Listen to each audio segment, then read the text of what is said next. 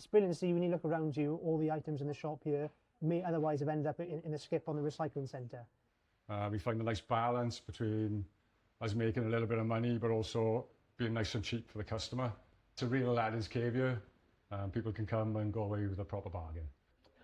So the shop was first established in around 2011. And since then it's grown in popularity and in size at the same time. So we now sell clothes, electrical goods, bicycles, exercise equipment, you name it, you can find it here.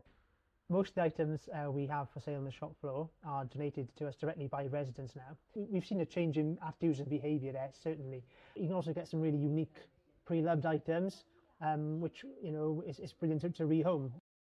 In 2025, we estimate, modestly, that we diverted 300 tonnes of items from the waste stream, which is no mean feat. One of the main focuses of the shop is to reduce waste, but also it's to allow residents who may otherwise have difficulty buying items at full price to buy them here at a much cheaper price instead. So that's an important sort of community benefit to the shop, and we see it every day. Those people come in here and they're ever so thankful and grateful, and our team are really, it's really rewarding for them to see that, to get that feedback, and to know that we're making that difference as well. So that's always great.